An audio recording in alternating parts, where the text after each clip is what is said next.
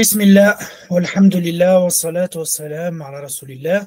Bienvenue à vous toutes et à vous tous pour cette conférence qui traitera, comme ça a été annoncé, sur l'histoire de Adam alayhi salam. Alors, cette première conférence, Inch'Allah ta'ala, elle va durer 1 heure et demie, mais il se peut qu'elle dure un peu plus, parce qu'il y a beaucoup de choses qu'on va voir.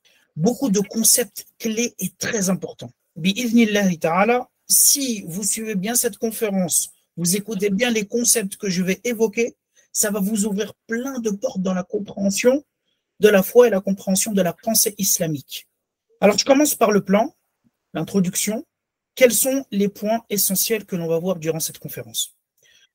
On va faire une petite introduction d'abord, l'importance de l'histoire dans le Coran et sur les questions existentielles. Quelles sont les grandes questions existentielles que tout être humain doit se poser? Deuxièmement, on verra les étapes de la création de Adam alayhi salam. Quelles sont les étapes, les phases par lesquelles Adam alayhi salam est passé pour être créé par Allah subhanahu wa ta'ala. Troisièmement, et là ça va être le cœur de la conférence, on va s'intéresser au rôle fondamental de l'être humain à travers l'étude et la compréhension de trois concepts. Le premier concept, c'est le khilafa, la lieutenance. Le deuxième concept, c'est al-ibada, l'adoration, ce qu'on traduit par l'adoration. Et le troisième concept, c'est al-amana, ce qu'on peut traduire par dépôt, et on expliquera. Ensuite, on s'intéressera sur, et on répondra à la question, pourquoi Allah subhanahu wa ta'ala a honoré l'être humain au-dessus de nombreuses créatures. Et on finira par un pacte primordial qu'Allah subhanahu wa ta'ala a pris avec la descendance, l'ensemble des êtres humains. Et on va aborder à travers ce pacte primordial d'Allah avec la descendance d'Adam la notion de fitra. J'espère que vous êtes prêts. On commence bi'idhnillah. Alors l'introduction. Le Coran donne une importance considérable à l'histoire. Vous savez qu'un tiers du Coran est composé d'histoires, que ce soit les histoires des prophètes ou autres. Quels sont les objectifs et les caractéristiques des récits dans le Coran? Il y a toujours une finalité, il y a toujours un objectif. L'histoire est un moyen et pas une finalité. Première caractéristique des récits et des histoires qui sont évoquées dans le Coran, c'est que les histoires qui sont évoquées dans le Coran sont les meilleures histoires. Ce sont les meilleurs récits qui puissent exister. Ce sont les histoires où il y a le plus d'enseignements à tirer pour être guidé et éviter les pièges de l'égarement. N'oubliez pas, celui qui a choisi et qui a évoqué ces histoires, c'est Allah subhanahu wa ta'ala. Le Coran, c'est le résumé de tous les enseignements des prophètes et messagers précédents. Et donc forcément, les histoires qui sont évoquées, ce sont les meilleures. Allah subhanahu wa ta'ala nous dit dans le verset, nous te racontons les meilleurs récits grâce à la révélation que nous te faisons dans le Coran, même si tu étais auparavant du nombre des inattentifs. Deuxième caractéristique du Coran, des récits du Coran, ce sont des histoires vraies. C'est-à-dire que la véracité des histoires n'est pas entachée par des choses inventées, dans le but d'embellir le récit. Vous savez que quand on veut raconter quelque chose de beau, même dans le cinéma aujourd'hui, on a tendance à rajouter plein de choses pour l'embellir et pour faire en sorte que ce récit-là soit encore plus beau. Or, le Coran nous dit qu'il nous raconte les meilleurs récits, mais qu'en même temps, ces meilleurs récits, ce sont des récits qui sont 100% vrais. Il n'y a aucune chose qui est inventée. Il n'y a aucun mensonge. Et comment pourrait y avoir un mensonge alors que ça vient de Allah subhanahu wa ta'ala directement? Allah subhanahu wa ta'ala dit, voilà certes le récit véridique. Al-Qasasul Haq. Troisième point et caractéristique et objectif des récits du Coran, c'est de tirer des leçons et des enseignements. Les histoires ne sont pas racontées pour la distraction. Le but, c'est pas de se distraire. Regardez aujourd'hui à quel point le roman, le style du roman a pris une place considérable dans la vie des gens. Ils lisent, mais ils lisent des histoires qui sont inventées pour se distraire. Là, le but, l'objectif, c'est quoi? C'est de tirer des leçons. Si tu passes à côté des leçons qu'il faut tirer de l'histoire, tu passes à côté de l'essentiel. C'est pour ça qu'Allah subhanahu wa ta'ala nous dit, il y a certes une leçon dans leur récit pour les gens doués d'intelligence.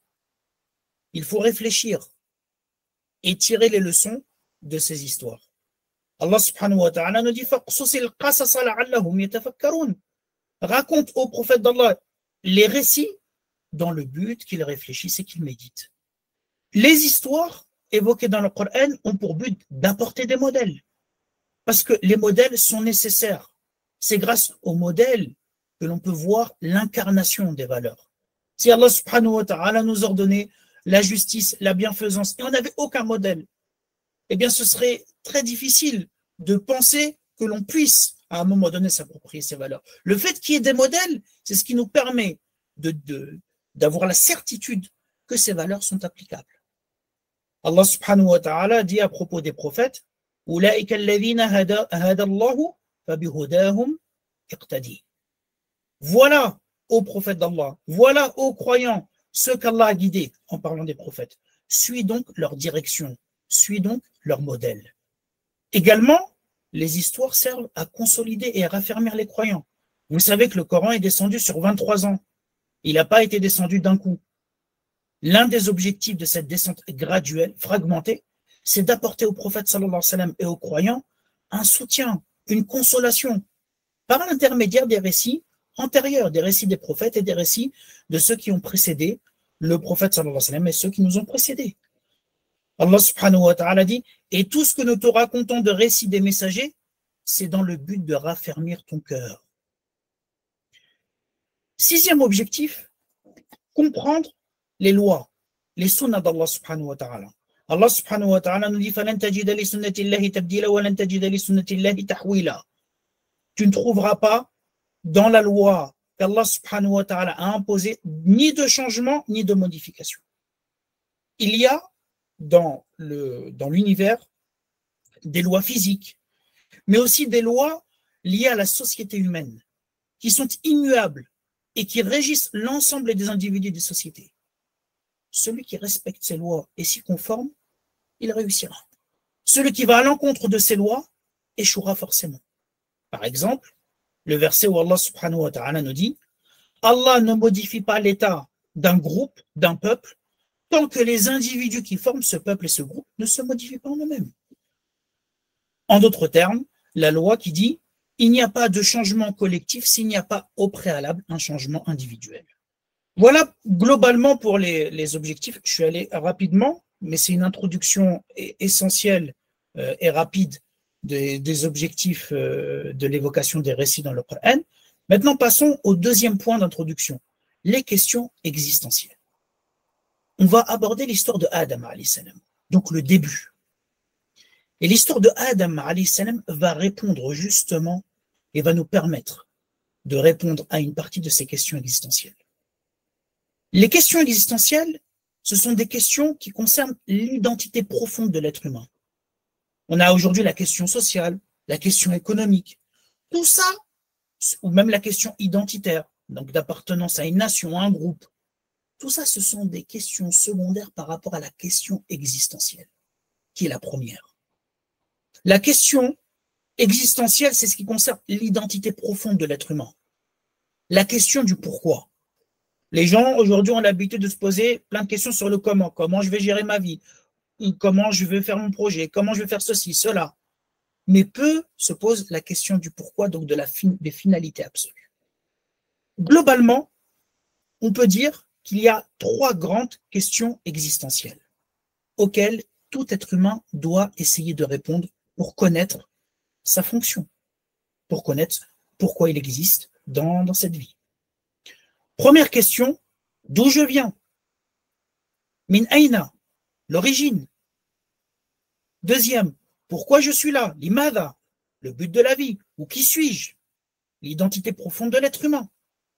Troisièmement, ila aïn, où je vais. Donc, qu'est-ce qui va se passer après la mort? L'histoire de Adam alayhi salam répond en détail à la deuxième question existentielle. On va aborder, il y a des aspects une partie de réponse à la première et à la troisième question à travers l'histoire de Adam. Mais l'histoire de Adam alayhi salam répond en détail à la deuxième question. Pourquoi je suis là? Le but de ma vie? Ou qui suis-je en tant qu'être humain? Donc retenez bien les questions existentielles. D'où je viens? L'origine. On nous répondra en tant que croyant Allah. L'origine, c'est Allah, pas le Big Bang. Le Big Bang, c'est l'origine matérielle, mais on parle de l'origine existentielle. Qui nous a créés? Allah subhanahu wa ta'ala. Pourquoi je suis ici? Le but de ma vie, l'imada, et où je vais, il a aina, c'est-à-dire ce qui va se passer après la mort. Alors, avant de parler de la création de Adam alayhi salam, j'aimerais juste rappeler la création de deux autres créatures qui ont précédé l'être humain, et je ne veux pas aborder la création du trône, la création de la plume, etc., parce que sinon ça prendra trop de temps. Si vous le souhaitez, pour la deuxième conférence, je pourrais évoquer ces éléments-là.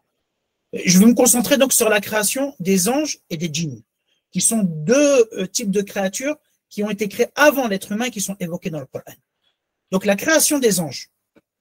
Allah subhanahu wa ta'ala a créé les anges avant de créer les djinns et avant de créer les êtres humains. Les anges ont été créés à partir de lumière et ça correspond à leur nature lumineuse. Les anges ont pour caractéristique de ne jamais désobéir à Allah subhanahu wa ta'ala. Tout ce qu'Allah subhanahu wa ta'ala leur commande, ils le font. Les anges aussi, ils ont pour caractéristique d'être totalement dénués de passion. Et ils adorent Allah subhanahu wa ta'ala constamment, tout le temps. Allah nous dit dans le verset « La ya'sun Allah ma amarahum wa yaf'aluna ma yu'marun » Les anges ne désobéissent jamais à Allah dans ce qu'il leur commande.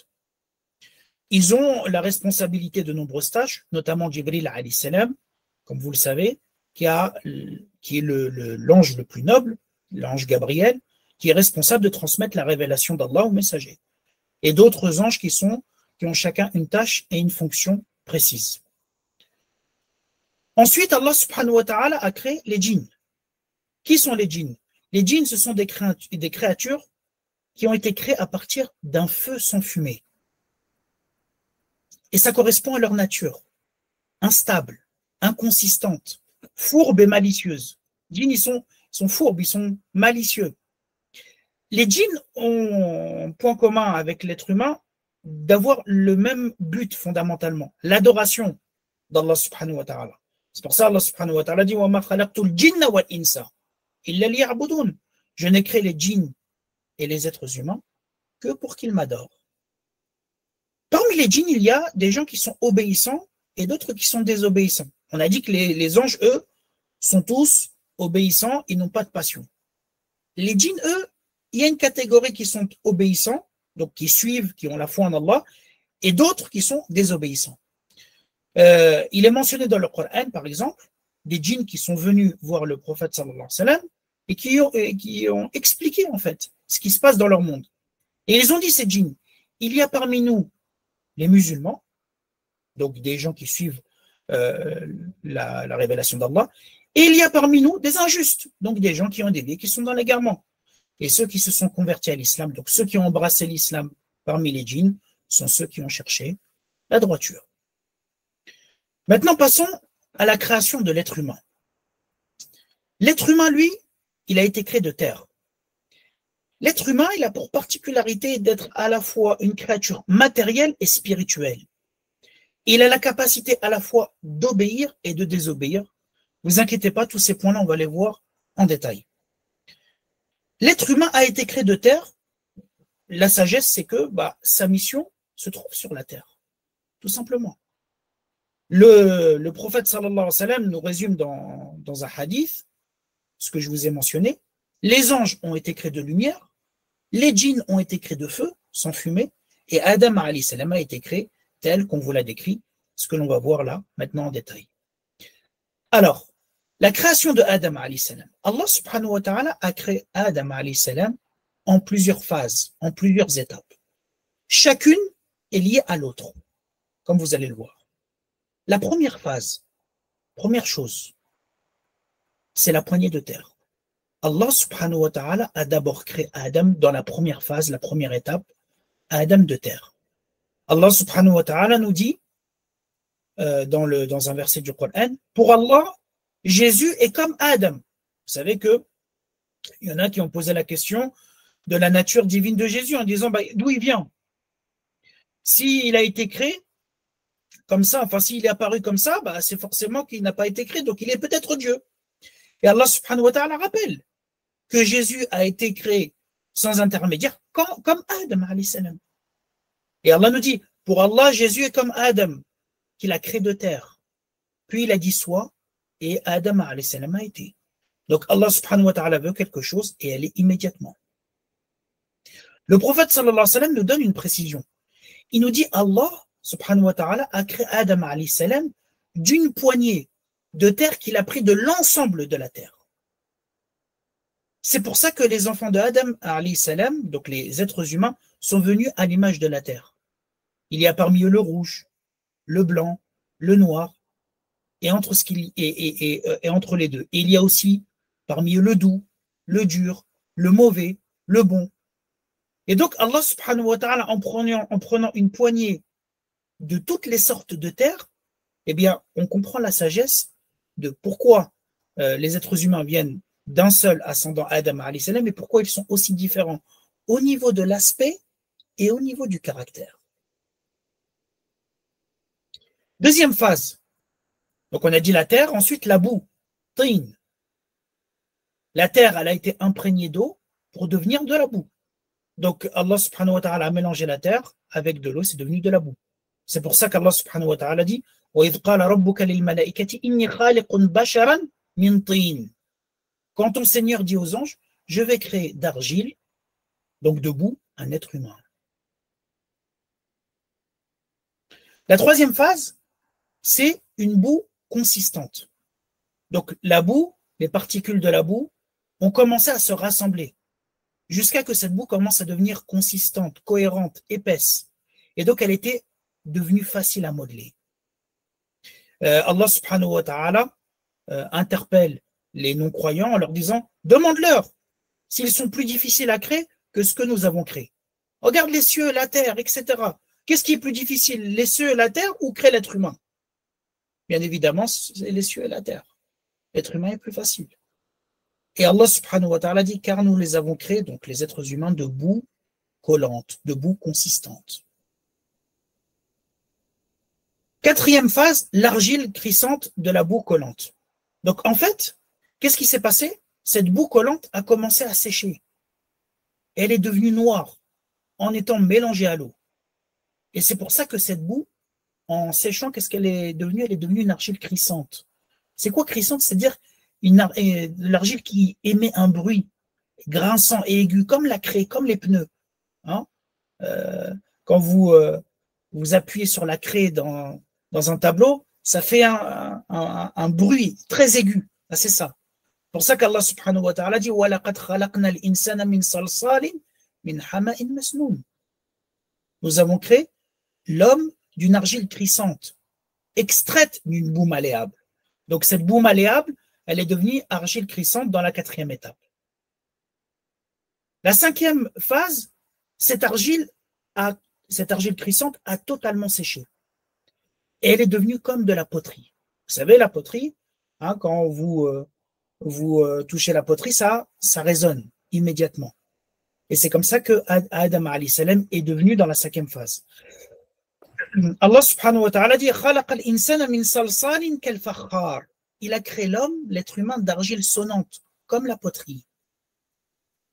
Et la sixième étape, ça a été le modelage de Adam. Donc, quand il est devenu de la poterie, Allah subhanahu wa ta'ala a commencé à le façonner et à le modeler, à l'image d'une statue.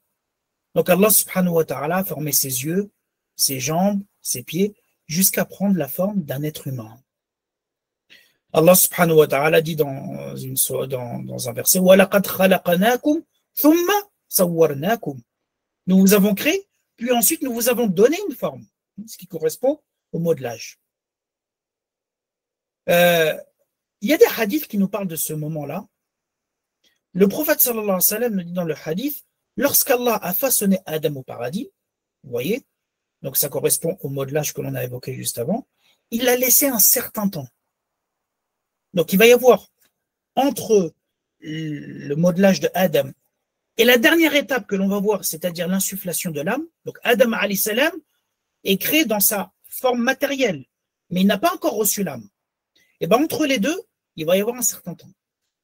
Le prophète sallallahu alayhi wa sallam, il dit, Allah subhanahu wa ta'ala a laissé Adam un certain temps pendant lequel Iblis, et on reviendra dessus dans la prochaine conférence, a commencé à l'analyser. Qu'est-ce que c'est que cette nouvelle créature? Lorsqu'il a vu que Adam alayhi salam, il était creux, forcément de la poterie, hein, à l'intérieur c'est creux, c'est pour ça que ça résonne, il a su qu'Allah avait créé une créature qui ne pouvait pas se maîtriser, en parlant de l'être humain.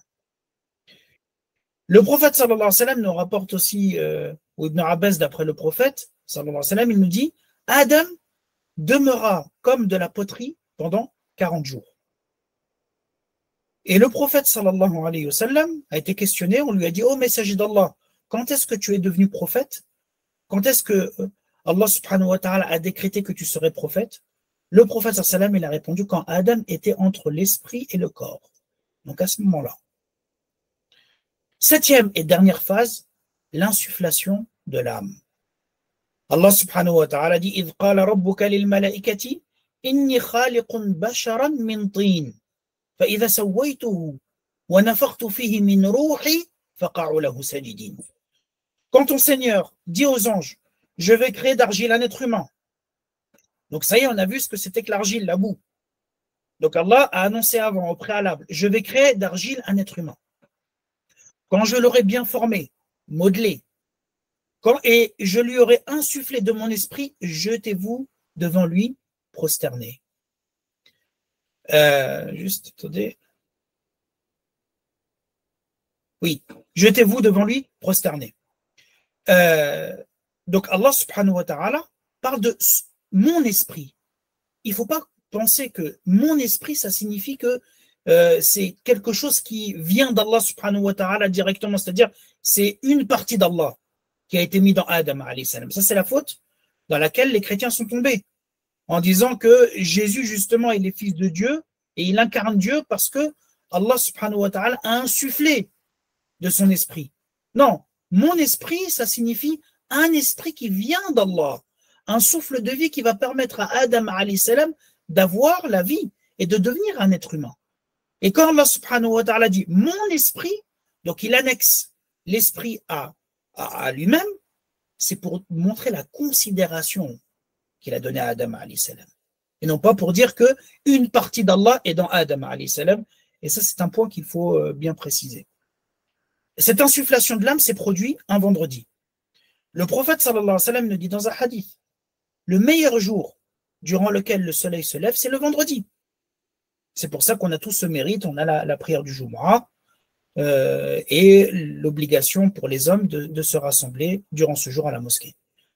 Le prophète sallallahu alayhi wa sallam nous dit, il y a des événements importants. C'est en ce jour qu'Adam fut créé. Donc, qu'il a reçu l'esprit de la part d'Allah subhanahu wa ta'ala. C'est ce jour-là qu'il fut introduit au paradis. C'est ce jour-là également qu'il en fut exclu. Et la fin des temps aura lieu un vendredi.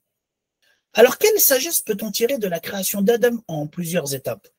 Allah subhanahu wa ta'ala aurait pu dire soit, et Adam aurait été sans passer par plusieurs étapes. Pourquoi Allah subhanahu wa ta'ala a créé Adam dans toutes ces étapes que l'on vient de mentionner?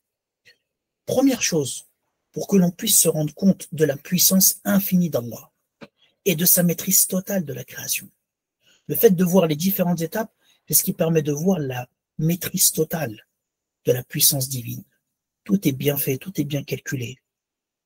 Deuxièmement, pour connaître notre propre valeur. Le fait de voir toutes ces étapes-là, c'est ce qui nous permet de voir les bienfaits qu'Allah subhanahu wa ta'ala nous a accordés.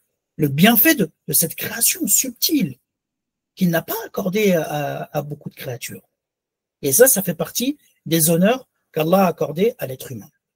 Alors, il y a des hadiths qui nous rapportent ce qui s'est passé lorsque Adam alayhi salam a eu son âme insufflée. Le prophète sallallahu alayhi wa sallam nous dit dans un hadith, lorsqu'Allah subhanahu wa ta'ala a créé Adam et a insufflé l'âme en lui, Adam a éternué. Et il a dit, Alhamdulillah, louange à Allah. Et Allah subhanahu wa ta'ala lui a répondu, Arhamukallah, qu'Allah te fasse miséricorde. Comme aujourd'hui la sunna, tu dis Alhamdulillah, on te dit Arhamukallah. Allah subhanahu wa ta'ala a dit à Adam ensuite, va vers ces anges qui sont assis et dis-leur Assalamu alaykum, que la paix soit sur vous. Adam alayhi salam, il est parti et il a dit aux anges Assalamu alaykum. Les anges ont répondu Wa alayka assalam wa rahmatullah. Sur toi la paix et la miséricorde. Et Adam alayhi salam, il est retourné auprès de son Seigneur et Allah lui a dit, certes, ceci est ta salutation et la salutation de tes enfants, c'est-à-dire des êtres humains, entre eux. Abu Huraira, dans une autre parole, il rapporte que lorsqu'Allah subhanahu wa ta'ala a créé Adam, Adam a éternué. Il a dit Alhamdulillah. Allah subhanahu wa ta'ala a dit Yarhamukallah ya Adam. Et Abu Huraira, il nous rapporte quelque chose. Il nous dit, lorsque l'esprit donc de son Seigneur, qui vient de son Seigneur, a pénétré, donc est descendu, et qu'il a pénétré les yeux de Adam alayhi salam, qui est un corps en poterie, Adam a commencé à regarder vers les fruits du paradis. Lorsque cet esprit-là de vie est parvenu à son ventre, il a eu faim. Et il a voulu aller voir les arbres du paradis avant que l'esprit n'ait atteint la partie inférieure de son corps. Et Abu Huraira, il raconte, il dit, c'est le sens du verset où Allah subhanahu wa ta'ala dit l'homme a été créé pressé, impatient dans sa nature. Il le justifie par rapport à ce qui s'est passé avec Adam alayhi assalam. La forme de Adam. Le prophète sallallahu alayhi wa sallam nous dit que Adam, lorsqu'il fut créé par Allah, il avait une taille de 60 coudées. Le prophète précise, toute personne qui entrera au paradis se présentera à l'image de Adam. Donc 60 coudées. Et le prophète sallallahu alayhi wa sallam nous dit, mais la taille des humains n'a cessé par la suite de régresser. Hein? L'être humain n'a cessé de rapetissir. 60 coudées, c'est 30 mètres, donc c'est énorme. Adam alayhi salam, il avait cette taille. Très bien. Maintenant, nous allons passer au cœur de la conférence. Et on va tenter de répondre à la question, quel est le rôle fondamental de l'être humain sur Terre? Quel est le rôle fondamental de l'être humain sur Terre? Et vous allez voir qu'à partir de maintenant, l'histoire de Adam, les versets qui traitent de cette histoire, vont répondre à cette question de manière détaillée. Et j'aimerais que vous ayez en tête, Inch'Allah ta'ala, les 3 concepts que l'on va définir et que l'on va expliquer, qui sont donc le concept de khilafa, lieutenance, le concept de ibada, d'adoration, et le concept de amana, le dépôt. Visualisez bien ces 3 concepts et on va les expliquer au fur et à mesure de la narration de ce qui s'est passé dans cette histoire. Alors, Allah subhanahu wa ta'ala, au préalable, a annoncé aux anges l'établissement d'une nouvelle créature sur la terre. Alors, cette annonce-là, on dit, soit ça s'est passé avant même que Adam alayhi salam ne soit créé dans les premières étapes. Il y a certains savants qui vont dire, cette annonce, elle a été faite avant que Adam alayhi salam n'ait l'âme insufflée. Donc, lorsqu'il était poterie, hein, vous avez vu qu'il y avait un certain temps qui est passé, et ben c'est à ce moment-là qu'Allah subhanahu wa ta'ala a annoncé aux anges qu'il va créer une nouvelle créature, et cet être humain. Peu importe les 2 avis, peu importe quel est l'avis que l'on prend, à la fin, Allah subhanahu wa ta'ala a bien annoncé aux anges l'établissement d'une nouvelle créature sur la terre. Il y a un verset qui nous dit إِذْ قَالَ رَبُّكَ لِلْمَلَائِكَةِ إِنِّي خَالِقٌ بَشَرًا مِنْ طِينٍ فَإِذَا سَوَّيْتُهُ وَنَفَخْتُ فِيهِ مِنْ رُوحِي فَقَعُوا لَهُ سَاجِدِينَ. Donc Allah a annoncé aux anges, je vais créer d'argile un être humain. Quand je l'aurai bien formé et lui aurai insufflé de mon esprit, le souffle de la vie qui vient d'Allah, jetez-vous devant lui prosterné. Donc il dit attention, je vais créer une nouvelle créature. Quand je lui aurai insufflé de mon esprit, vous allez devoir vous prosterner et on reviendra dessus. Il y a un autre verset qui est là cette fois-ci dans Sourate Al-Baqarah, dans la Sourate 2, qui est connu. وَإِذْ قَالَ رَبُّكَ لِلْمَلَائِكَةِ إِنِّي جَاعِلٌ فِي الْأَرْضِ خَلِيفَةً. Lorsque ton Seigneur a dit aux anges, il a annoncé, je vais établir sur la terre un khalifa, que l'on pourrait traduire par lieutenant. Les anges ont réagi. Vas-tu y désigner un qui va mettre le désordre, qui va répandre le sang, qui va semer la corruption, alors que nous, les anges, nous sommes là à te glorifier, à te sanctifier, donc à t'adorer matin, midi et soir, sans relâche. Allah dit, il dit, donc Allah, en vérité, je sais ce que vous, les anges, vous ne savez pas. Et là, on va analyser, Inch'Allah, ce verset. Allah, subhanahu wa ta'ala, au début de ce verset, il annonce que l'être humain sera un khalifa sur la terre. Alors, qu'est-ce que ça signifie khalifa? Quand on revient à la langue arabe, le mot khalifa, ça vient du verbe khalafa. Khalafa. 3 lettres. C'est-à-dire celui qui prend la place de, celui qui remplace, celui qui succède. Par exemple, on va dire que l'employé est le khalifa du directeur lors de son absence. Si le directeur il dit à un de ses employés, écoute, tu vas me remplacer pendant mon absence, donc c'est toi qui vas t'occuper de mes tâches, on va dire que l'employé est le khalifa, c'est-à-dire le remplaçant du directeur lors de son absence. Donc, khalifa, ça veut dire successeur, remplacer, prendre la place. Alors maintenant, qu'est-ce que ça signifie concrètement pour l'être humain? Quand Allah subhanahu wa ta'ala dit « je vais mettre un khalifa », qu'est-ce que ça signifie? Les savants ont divergé. Les savants ont divergé en 3 avis.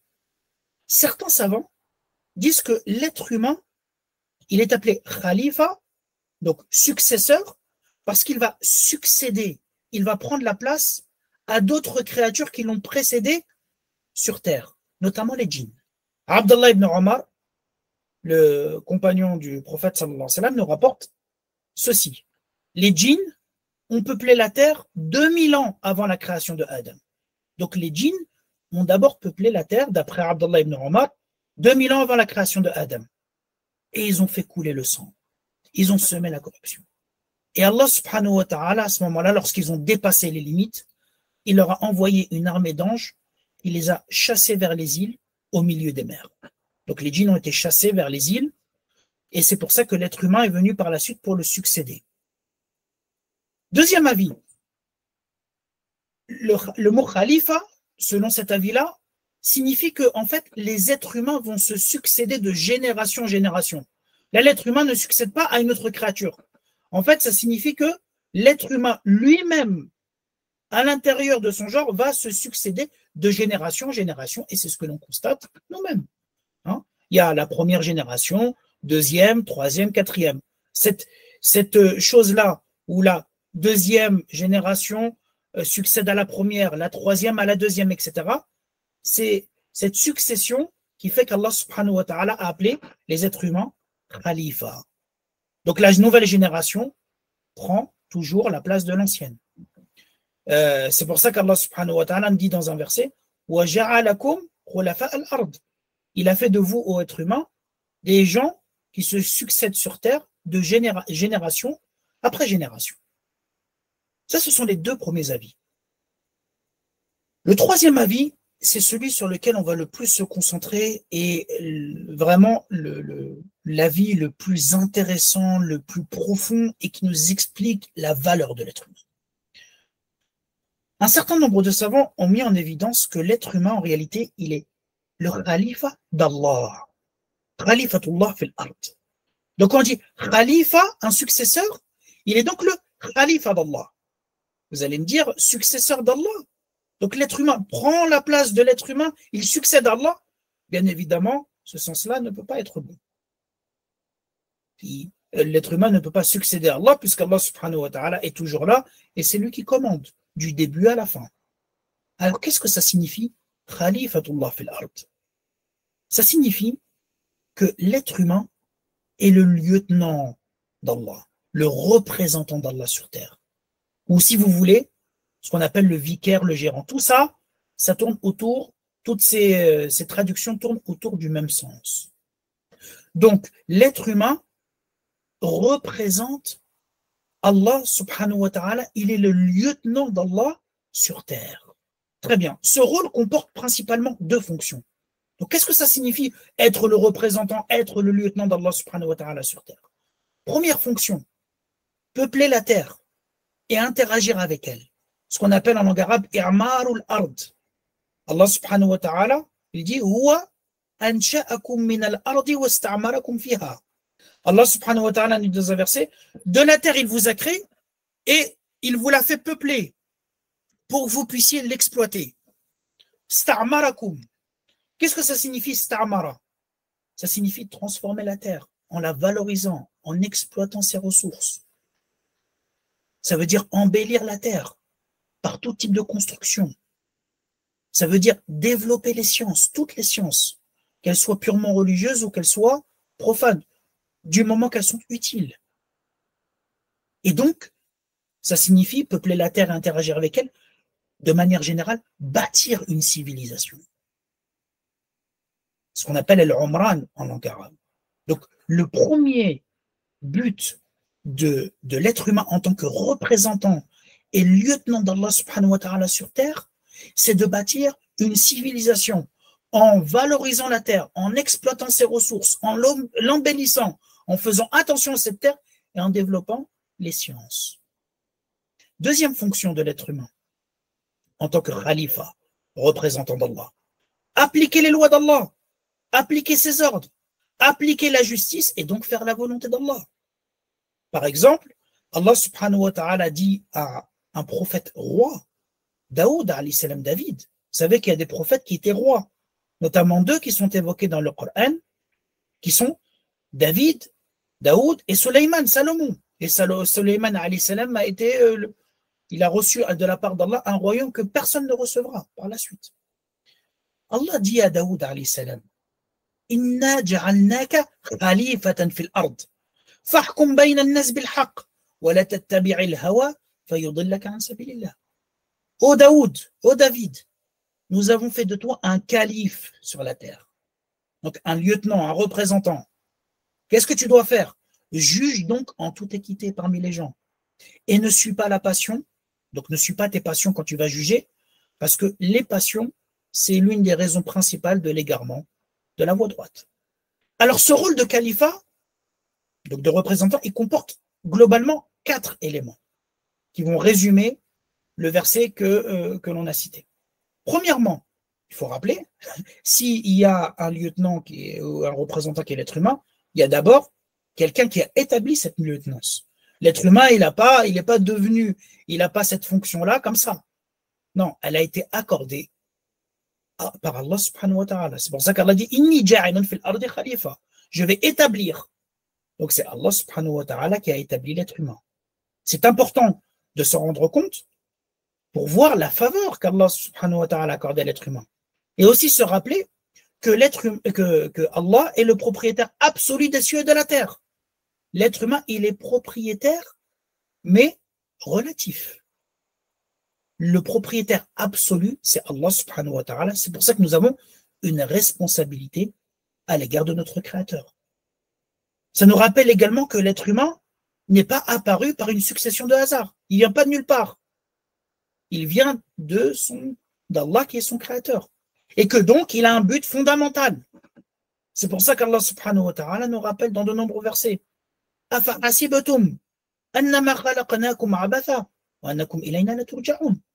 Est-ce que vous pensez une seule seconde que nous vous avons créé sans but? Est-ce que vous pensez au être humain que on vous a créé dans toute cette beauté, toute cette complexité, excusez-moi, comme ça, sans but, et que vous ne serez pas ramené vers nous? Et vous pensez que vous allez faire toutes ces actions-là, bonnes ou mauvaises, sans devoir rendre compte à Allah subhanahu wa ta'ala? Non, c'est quelque chose qui n'est pas possible. Deuxième élément dans cette lieutenance, celui qui a reçu cette lieutenance, l'être humain. Ce qui montre que l'être humain, il a une place importante dans la création et qu'il a été favorisé sur de nombreuses autres créatures. Allah subhanahu wa ta'ala le rappelle dans un verset وَلَقَدْ كَرَّمْنَا بَنِي آدَمَ وَحَمَلْنَاهُمْ فِي الْبَرِّ وَالْبَحْرِ وَرَزَقْناهُمْ مِنَ الطَّيِّبَاتِ وَفَضَّلْنَاهُمْ عَلَى كَثِيرٍ مِمَّنْ خَلَقْنَا تَفْضِيلًا. Certes, nous avons honoré les fils d'Adam, nous avons honoré les êtres humains. On l'a transporté sur terre et sur mer. L'être humain, il est capable de se déplacer avec agilité, facilité sur terre et sur mer. On lui a attribué de bonnes choses comme nourriture. Et nous l'avons nettement préféré à plusieurs de nos créatures. L'un des honneurs qui est mis en avant par les savants dans ce rôle de khalifa, de représentant, c'est bien évidemment le libre arbitre. L'être humain, il a la liberté. Allah subhanahu wa ta'ala lui a donné d'une certaine manière la possibilité d'agir librement sur terre. Et donc fondamentalement de choisir entre le bien et le mal. C'est ça que l'on appelle le libre arbitre. Mais cet honneur et cette liberté, forcément, elle entraîne une responsabilité. Et là, on aborde le deuxième concept qui est lié à Khalifa, qui est l'amana, le dépôt. Allah subhanahu wa ta'ala nous dit dans l'un des versets clés, Inna aradna al-amanata ala as-samawati wal-ardi wal-jibal, fa'abayna an yahmilnaha wa ashfaqna minha, wa hamalaha al-insan innahu kana zaluman jahula. Nous avons certes proposé le dépôt. Donc une responsabilité, une charge dont il faudra rendre compte. On l'a proposé aux cieux, à la terre, aux montagnes. Prenez cette charge, prenez cette responsabilité. Toute la création a refusé. Toute la création en a été effrayée parce qu'il y a des conséquences. Celui qui s'est chargé de porter ce dépôt, cette responsabilité, cette charge, c'est l'être humain, parce qu'il est injuste. Alors, qu'est-ce que ça signifie le dépôt qu'Allah subhanahu wa ta'ala a proposé aux cieux et à la terre? Alors, pour faire vite, ce verset il est interprété de deux façons. Il y en a qui disent que c'est une métaphore. Allah l'a pas proposé aux cieux et à la terre parce que ni les cieux, ni la terre, ni les montagnes ne sont des créatures qui raisonnent. Mais c'est pour montrer que ni les cieux, malgré son immensité, ni la terre, malgré qu'elle est vaste, ni les montagnes, malgré le poids de cette création, malgré ces caractéristiques-là, ni les cieux, ni la terre, ni les montagnes ne sont capables de porter cette charge extrêmement lourde que l'être humain va porter. Il y en a qui l'ont pris littéralement en disant qu'Allah subhanahu wa ta'ala fait parler n'importe quel élément de la création et il l'a fait parler pour montrer à l'être humain l'importance de cette charge et de cette responsabilité. Le dépôt, l'amana, les savants disent que c'est ce qu'on appelle le taklif. Le taklif, la responsabilité. Vous savez qu'en fiqh, par exemple, on dit que l'être humain, il est mukallaf, il est responsable, comme aujourd'hui, dans n'importe quelle loi, on dirait que l'être humain, il est responsable à un certain moment. Hein, quand il atteint, il devient majeur, il atteint 18 ans, il est responsable devant la loi. Bah là, le dépôt, l'amana, ça signifie la responsabilité, la charge que l'être humain doit porter parce qu'il a reçu cette liberté. Tu as la liberté de choisir entre le bien et le mal, mais cette liberté, elle entraîne donc forcément un taklif, une responsabilité. Qu'est-ce que c'est que ce taklif? C'est deux éléments. Des ordres à respecter. Par exemple, l'ordre de croire en Allah, l'ordre de la prière, du jeûne, de la justice, de la bienfaisance, tous les ordres qui sont mentionnés dans la révélation, et les interdits, à ne pas enfreindre. Le polythéisme, la calomnie, le mensonge, etc., etc. Donc tous ces éléments-là qu'Allah a ordonnés et qu'Allah a interdits et pour lesquels on va devoir rendre compte. Si l'être humain a obéi à ces ordres-là, il sera récompensé. Et s'il a enfreint ces interdits et qu'il mérite le châtiment et qu'Allah subhanahu wa ta'ala ne lui pardonne pas, alors il subira le châtiment. C'est ça l'amana dont Allah subhanahu wa ta'ala nous parle, cette responsabilité, cette charge. Et donc vous comprenez, dans la conception islamique, que le libre arbitre qui a été reçu par l'être humain et qui fait qu'il est au-dessus de nombreuses créatures, ça entraîne une responsabilité. Et que cette responsabilité, forcément, elle va entraîner quoi? Des épreuves et des difficultés. C'est pour ça que cette vie d'ici-bas, c'est pas une vie de jouissance à proprement parler, c'est une vie pour être testée, pour être éprouvée. Allah subhanahu wa ta'ala nous dit الذي خلق الموت والحياة ليبلوكم أيكم أحسن عملا. C'est lui qui a créé la mort et la vie afin de vous éprouver, dans le but de vous éprouver et de voir qui est parmi vous le meilleur en œuvre. Et c'est lui le puissant, le pardonneur. Troisième aspect de cette lieutenance, élément, l'endroit où la succession ou la lieutenance va être établie, c'est-à-dire la terre. Allah subhanahu wa ta'ala dit Inni ja'ilun fil ardi khalifa. Je vais établir sur la terre un être humain. Donc la terre, c'est le lieu où l'être humain va exprimer cette lourde responsabilité. Allah subhanahu wa ta'ala nous informe, à titre de bienfait, qu'il a justement assujetti, soumis la terre pour permettre à l'être humain de porter cette fonction du mieux possible. Allah subhanahu wa ta'ala dit وَسَخَّرَ لَكُمْ مَا فِي السَّمَاوَاتِ وَمَا فِي الْأَرْضِ جَمِيعًا مِنْهُ Inna fi dhalika la ayatin liqawmin yatafakkarun. Et il vous a assujetti tout ce qui est dans les cieux et sur la terre, le tout venant de lui. Il y a des signes pour des gens qui réfléchissent. Allah subhanahu wa ta'ala dit également pour vous, il a assujetti la nuit et le jour, le soleil et la lune. Pourquoi toute cette alternance entre la nuit et le jour, entre le soleil et la lune? Pour l'être humain. Il a assujetti également les étoiles. Il y a bien des signes et des preuves pour des gens qui raisonnent. Hein, ce qu'on appelle ce tasrir, cet assujettissement pour l'être humain, c'est un signe.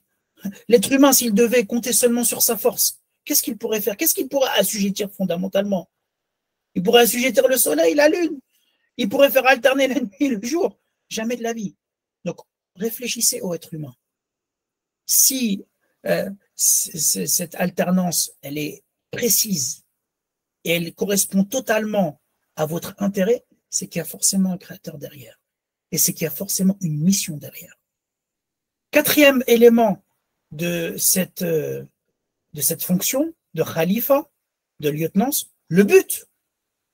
Donc on a celui qui a accordé la lieutenance Allah, il y a la terre, hein, qui est le lieu de lieutenance, il y a celui qui est concerné par les lieutenances, l'être humain, et le but. Quel est le but fondamentalement de cette lieutenance?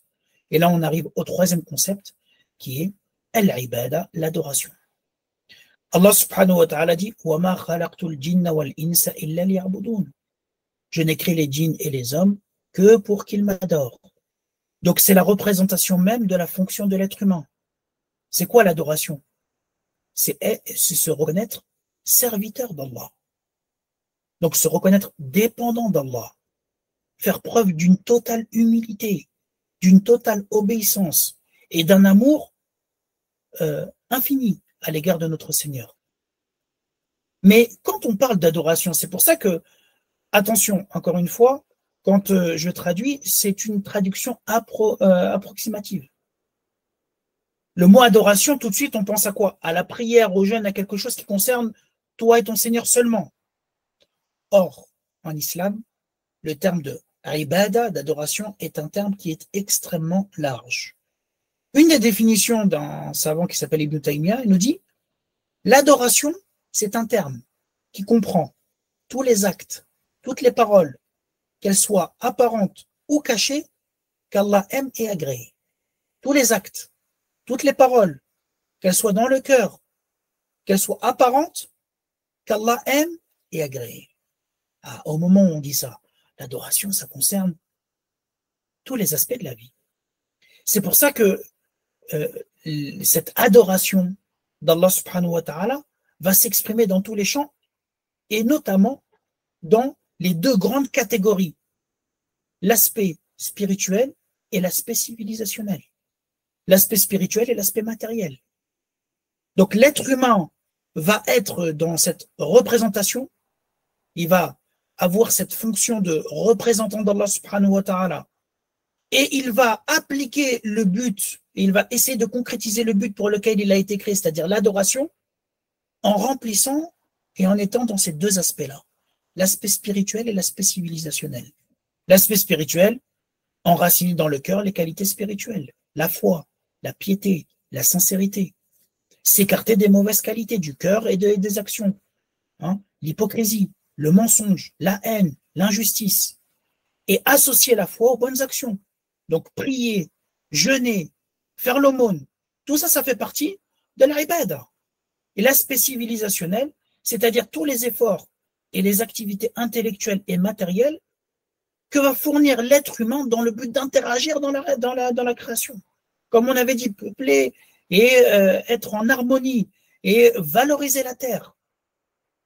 Ça implique cet aspect civilisationnel et ça inclut la participation intellectuelle et matérielle dans tous les domaines de la vie. Le commerce, l'agriculture, l'industrie, l'économie, le social, la politique, le politique, en vue du développement de la société. Tout ça, ça fait partie de l'adoration que l'être humain va accomplir à travers son rôle qui est de représenter, d'être le lieutenant d'Allah subhanahu wa ta'ala. On a dit qu'Allah a annoncé aux anges qu'il va créer un khalifa, un représentant sur terre. Qu'est-ce que l'on comprend donc? Tout ça, ça s'est passé avant que Adam alayhi salam n'entre au paradis, avant qu'il ne mange de l'arbre et avant qu'il ne sorte du paradis. Il y a un certain nombre de savants qui ont mis en évidence que Adam a été créé pour cette terre depuis le premier instant et que donc l'épreuve au paradis et la chute qu'Adam alayhi salam va connaître avec sa femme Hawa, ce ne sont pas des châtiments, ce ne sont pas des malédictions, mais c'est une éducation et une préparation pour remplir cette fonction de khalifa sur terre. En d'autres termes, l'épreuve au paradis et la sortie du paradis, ce n'était pas une punition, c'était une préparation et une éducation à la fois pour Adam et pour nous-mêmes. C'est pour ça que cette histoire nous est racontée de manière assez détaillée pour qu'on puisse tirer ces enseignements. Alors, donc, si on devait résumer la signification du khalifa, donc on a dit 4 grands points. Celui qui a établi la lieutenance, le khilafa, Allah, qui est à l'origine de la création. Celui qui a reçu cette lieutenance, l'être humain, qui a été honoré par le libre arbitre, mais ce libre arbitre, ça entraîne une responsabilité et ça entraîne des épreuves, il va devoir rendre compte auprès d'Allah. L'endroit où cette lieutenance va avoir lieu, c'est la terre, c'est pour ça qu'elle est assujettie à l'être humain, et le but fondamental de la lieutenance, c'est d'accomplir l'adoration et la ibada. On a dit que cette adoration est large et elle comprend à la fois l'aspect spirituel, la foi, la purification de l'âme, les bonnes actions, et elle inclut également l'aspect civilisationnel, c'est-à-dire toutes les activités intellectuelles et matérielles dans le but de bâtir une civilisation et de développer la société. Et on peut inclure dans cet aspect civilisationnel les 2 points que j'ai évoqués au début, c'est-à-dire peupler, valoriser la terre et appliquer la justice et la volonté d'Allah subhanahu wa ta'ala. Voilà le résumé. Très bien. Revenons maintenant à cette annonce de la part d'Allah subhanahu wa ta'ala aux anges. Inni ja'ilun fil ardi khalifa. Les anges vont dire ataj'alu fiha ma yufsidu fiha wa yasfiku ad-dima wa nahnu nusabbihu bihamdika wa nuqaddisu lak. Ils dirent vas-tu y désigner donc l'être humain, vas-tu désigner un lieutenant comme l'être humain qui met le désordre, répand le sang, alors que nous sommes là à te glorifier, à te sanctifier. Donc, qu'est-ce qu'ont dit les anges? Les anges ont dit, pourquoi tu vas mettre quelqu'un comme l'être humain, comme lieutenant, comme responsable de la terre, alors qu'il sème la corruption? C'est-à-dire, c'est un être qui va sortir de l'équité, de la droiture. Il va répandre le sang, il va faire couler le sang. Donc, ça fait allusion au fait que les êtres humains vont faire preuve d'injustice, de transgression, en s'entretuant, en se faisant la guerre pour rien, alors que nous sommes là à te glorifier et à te sanctifier. Donc, alors que nous sommes là à t'adorer matin, midi et soir. La glorification, ce qu'on appelle le tasbih, c'est le fait de nier, d'écarter tous les attributs d'imperfection à l'égard d'Allah. Et la sanctification, c'est le fait de faire l'éloge d'Allah subhanahu wa ta'ala et lui attribuer toutes les qualités de perfection. Et vous savez que quand on évoque Allah, on le fait entre ce qu'on appelle tasbih et tahmid. Tasbih, c'est le fait de repousser toute imperfection à l'égard d'Allah, comme par exemple l'ignorance, comme l'oubli, et c'est le fait de le louer et d'évoquer toutes les qualités qui s'y Allah subhanahu wa ta'ala, comme le fait qu'il est omniscient, omnipotent, qu'il est tout-puissant, etc., etc. Donc les anges, en fait, ils ont exprimé ce qu'ils font naturellement. Donc les anges expriment tout simplement leur nature. On est en train de t'adorer. Donc à quoi ça? Pourquoi établir un être humain qui va faire couler le sang et qui va provoquer la corruption? Il y a une remarque importante. Cette question-là, les anges, ce n'est pas une objection. Ils n'expriment pas une objection dans le sens on n'est pas d'accord avec toi. Non, attention. Les anges, ils posent la question, ils interpellent Allah subhanahu wa ta'ala pour comprendre et être guidés sur la sagesse du choix de l'être humain. Donc, oh Allah, tu nous annonces que tu vas mettre l'être humain comme lieutenant sur terre. On veut comprendre la sagesse. Parce que nous, quand on regarde, on voit que c'est un être qui va semer la corruption, qui va verser le sang. Donc les anges s'étonnent de ce choix. Alors que les anges adorent Allah subhanahu wa ta'ala sans relâche. La question que les gens peuvent se poser, comment les anges ont pu savoir que les êtres humains allaient semer les désordres et répandre le sang? Il y a plusieurs avis. Il y en a des savants qui disent que c'est Allah subhanahu wa ta'ala qui a informé les anges. Ce n'est pas mentionné dans le Coran, mais d'après ces savants, Allah les a informés. Donc je vais mettre en place un khalifa, un lieutenant, et ce lieutenant-là, il va faire telle et telle chose, et il va répandre le sang, et il va y avoir des oppositions, et il va y avoir des injustices. C'est là que les anges ont réagi. D'autres ont dit, en fait, les anges ont fait une analogie, un rapprochement entre ce qui s'est passé, avec ce qui s'est passé par rapport aux djinns. Puisque les djinns ont précédé les êtres humains, et ils ont semé la corruption, ils ont versé le sang. Donc les anges, ils ont fait un rapprochement en disant, bah, les êtres humains risquent de faire la même chose, ou même vont faire la même chose.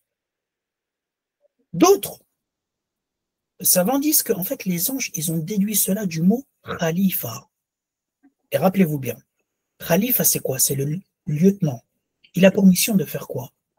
D'appliquer la justice, de réformer vers le bien, de s'opposer à la corruption. Donc, qu'est-ce que l'on comprend? A contrario, logiquement, s'il est là pour réformer vers le bien, pour s'opposer à la corruption, pour établir la justice, donc forcément, il y aura du mal. Forcément, il y aura de la corruption. Forcément, il y aura de l'injustice et des conflits. Très bien. Qu'est-ce qu'Allah subhanahu wa ta'ala dit? Ça, c'est le même verset, hein, dans Surat al-Baqarah, dans la sourate 2. Allah subhanahu wa ta'ala dit Qala inni a'lamu ma la ta'lamun. En vérité, je sais ce que vous ne savez pas. Qu'est-ce que ça signifie? Ce verset signifie que les anges, en fait, quand ils ont jugé l'être humain, ils ont généralisé leur jugement. Et ils n'ont analysé qu'une partie de la réalité. Un aspect. Et d'ailleurs, c'est pour ça qu'Allah subhanahu wa ta'ala ne dit pas aux anges, non, non, il ne va pas semer la corruption.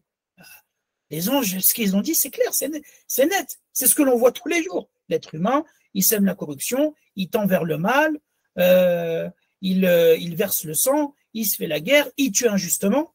Tout ça, c'est vrai. Mais est-ce que c'est la seule réalité? Est-ce que c'est le seul aspect que l'on connaît de l'être humain?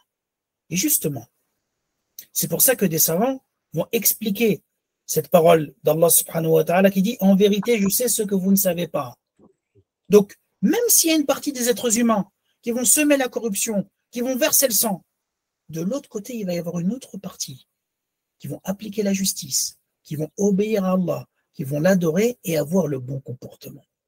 Donc, c'est comme si Allah subhanahu wa ta'ala disait, et ça c'est la parole d'Ibn Kathir, « Inni a'lamu ma la ta'lamun » je sais ce que vous ne savez pas, c'est-à-dire, je sais l'intérêt prépondérant, excusez-moi.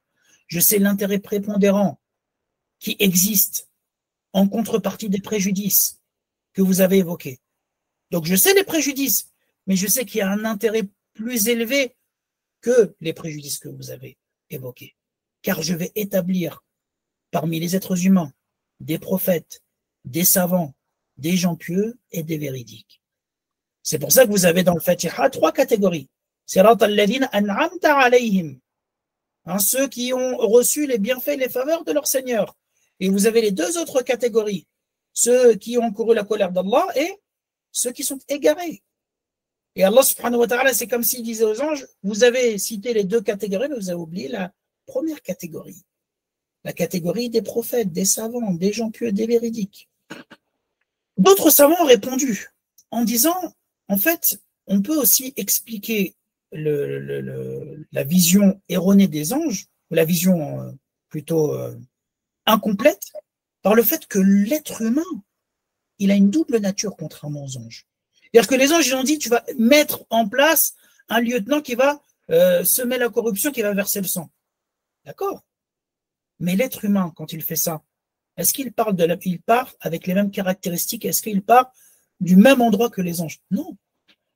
Donc forcément, si l'être humain il a des caractéristiques qui l'empêchent de faire aussi facilement le bien que les anges, donc quand l'être humain il va faire le bien, il aura encore plus de mérite. C'est pour ça qu'un certain nombre de savants ont dit, les anges ont été créés avec une raison, mais sans passion. Je vous ai dit, les anges, ils adorent Allah matin, midi et soir. Ils ne se marient pas, ils ne mangent pas. Ils ont la raison, mais ils n'ont pas la passion. Les animaux, eux, ils ont été créés avec des désirs, mais ils n'ont pas de raison. L'être humain, il a été créé avec une raison et des passions. C'est pour ça que ces savants la disent. Celui dont sa raison l'emporte sur ses désirs est meilleur que les anges. Celui dont sa raison l'emporte sur ses passions et ses désirs, il est meilleur que les anges. Quant à celui dont ses désirs l'emportent sur sa raison, les animaux sont meilleurs que lui. Subhanallah. Et il y a un hadith que le prophète sallallahu alayhi wa sallam évoque et qui est une réponse explicite. Il fait partie de la réponse qu'Allah subhanahu wa ta'ala a donnée explicitement aux anges après avoir créé les êtres humains, après que les êtres humains soient venus sur terre. Le prophète sallallahu alayhi wa sallam dit dans un hadith, des anges protecteurs se succèdent auprès de vous pendant la nuit et pendant le jour. Vous savez qu'il y a des anges protecteurs, des anges qui écrivent nos actions, et il y a des anges protecteurs qui nous protègent. Sauf lorsque le décret d'Allah subhanahu wa ta'ala veut qu'il y ait un mal qui nous arrive. Par contre, quand ce décret-là n'est pas fixé, que tu vas subir la mort, que tu vas subir quelque chose, ben ces anges-là sont là pour te protéger. Et les anges protecteurs se succèdent. Donc il y a des anges qui te protègent la nuit et des anges qui te protègent le jour. Et quand est-ce qu'ils laissent le tour aux autres? Eh bien, c'est lorsqu'ils se réunissent à la prière du Fajr et à la prière du Asr. Ceux qui ont passé la nuit auprès de vous, donc le prophète sallam il dit, ceux qui ont passé la nuit auprès de vous, les anges protecteurs de la nuit, remontent auprès d'Allah après la prière du Fajr. Donc après la prière du Fajr, les anges qui t'ont protégé la nuit remontent vers Allah. Et Allah les interroge. Que faisaient mes serviteurs lorsque vous les avez laissés? Les anges disent, nous les avons laissés en train de prier, de même que lorsque nous sommes arrivés, nous les avons trouvés en train de prier, c'est-à-dire lors de la prière du Asr. Subhanallah. Les anges, quand ils descendent, ils voient quoi? Ils voient l'être humain, le croyant, qui fait attention à sa prière, du Fajr et du Asr. Les anges protecteurs qui viennent, le matin et la nuit, ils trouvent le croyant toujours en train de faire des adorations, en train de prier.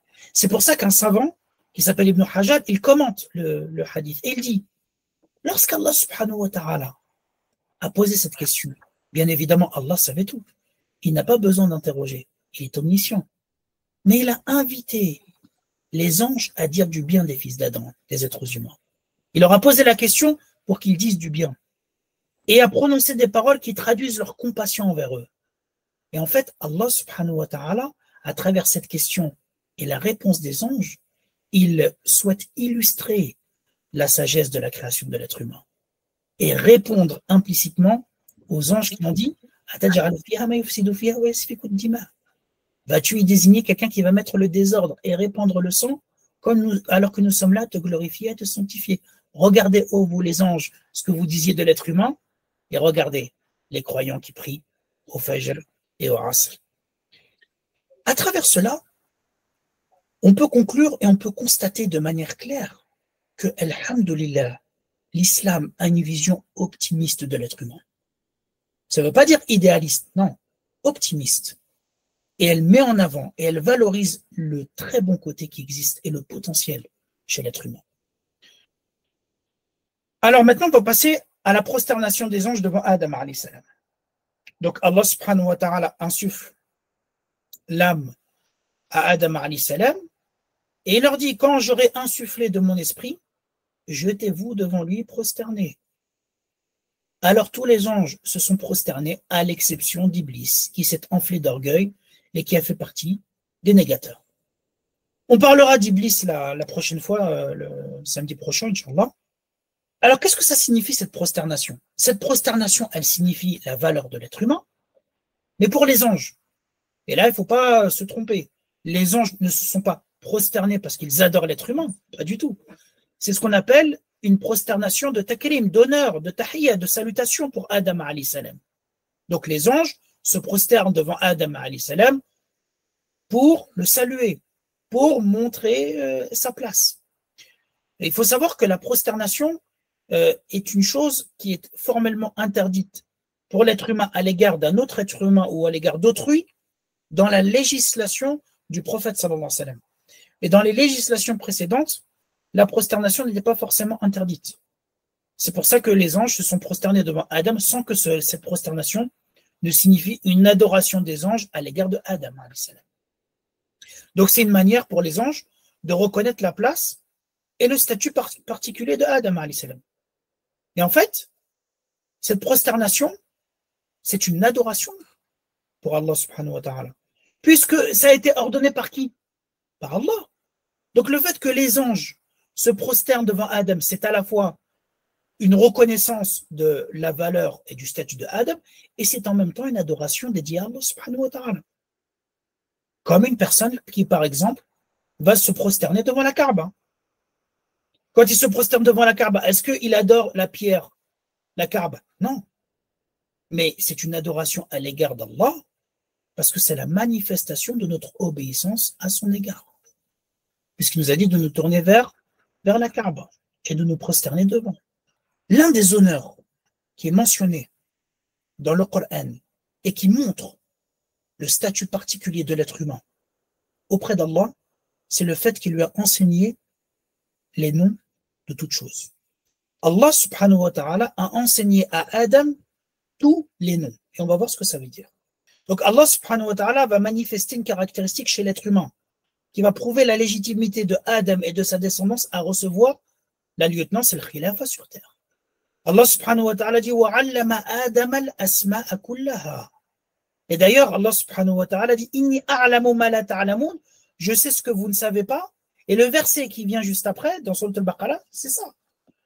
Donc c'est comme si, en fait, dans l'ordre des versets qui sont cités dans Sourate Al-Baqarah, Allah subhanahu wa ta'ala dit je sais ce que vous ne savez pas. Et parmi ce que vous ne savez pas, c'est la capacité qui va être mentionnée, la capacité de désigner les choses. Donc l'un des grands bienfaits qu'Allah va accorder à Adam, c'est le fait de lui enseigner tous les noms de toutes choses. Et ensuite, Adam alayhi salam, quand il a appris de son Seigneur les noms, il les a présentés aux anges. Donc voilà les noms que j'ai appris de la part de mon Seigneur. Et Allah va dire aux anges, informez-moi des noms de cela si vous êtes véridiques, informez-moi de cette connaissance que Adam alayhi salam est venu vous donner. Qu'est-ce que ça signifie? Allah a enseigné à Adam tous les noms. Il y a un premier avis qui dit que ces noms, c'est les noms de toutes choses. Donc Allah subhanahu wa ta'ala a appris à Adam à désigner toutes les choses. Une bête, un ciel, une terre, une plaine, une mer, un cheval, des chevaux, un âne, etc. Et Allah subhanahu wa ta'ala, il a enseigné ces noms et il a enseigné aussi les fonctions de ces choses et leurs caractéristiques. Donc la caractéristique du ciel, de la terre, de la mer, des chevaux, etc. etc. Ça, c'est un premier avis. Il y a un deuxième avis qui est à peu près le même que le premier, qui dit qu'il s'agit des noms de tout ce qui a été créé sur terre. Donc ce qui concerne Adam alayhi salam, là où il va devoir habiter par la suite. Donc Allah subhanahu wa ta'ala, dans ces deux avis, il a enseigné à Adam alayhi salam, voilà ceci, voilà cela, et Adam alayhi salam, il a répété. Il y a un troisième avis qui est plus subtil et qui dit en réalité, Allah subhanahu wa ta'ala n'a pas enseigné des noms en tant que tels, de simples noms. Mais quand Allah dit وَعَلَّمَ آدَمَ الْأَسْمَاءَ كُلَّهَا, il a appris à Adam tous les noms, c'est pour faire référence à une capacité qui va lui permettre justement de nommer toutes les choses par la suite et qui est cette capacité que l'on appelle le langage. Subhanallah. Le langage, c'est une caractéristique propre à l'être humain.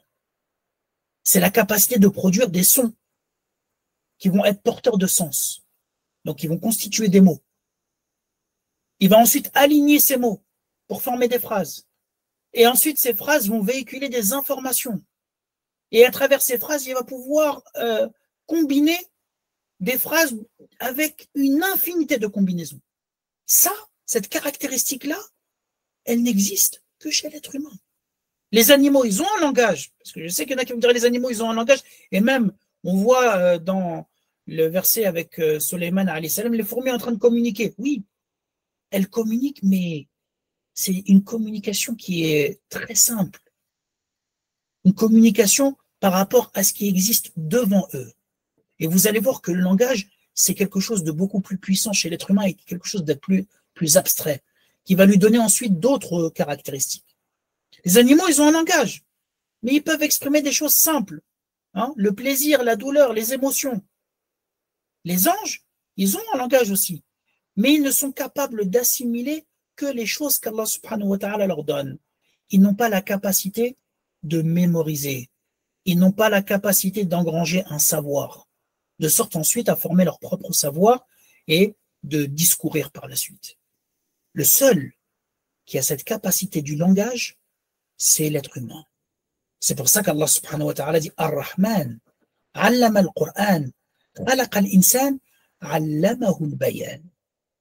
Le tout miséricordieux, il a enseigné le Coran, il a créé l'être humain et il lui a enseigné, il lui a appris al-bayan. C'est quoi le bayan? C'est s'exprimer clairement, articuler, être capable de formuler un discours clair. Les sons que je produis, les sons que l'être humain produit, sont porteurs de sens. Et à travers ces sens-là, il va pouvoir exprimer de nombreuses idées. Alors, le langage inclut plein de capacités. Parmi ces capacités, la capacité d'imaginer, de se projeter. L'être humain, il est capable d'imaginer une chose qui n'existe pas. Un exemple que j'ai mentionné, une montagne d'or. Qui a déjà vu une montagne d'or? Personne. Pourtant, l'être humain, il est capable d'associer des mots. Il est capable d'associer des connaissances pour en former des nouvelles. Et donc d'imaginer et de se projeter vers quelque chose qui n'existe pas. C'est pour ça que l'être humain, il a la capacité de se projeter dans son avenir.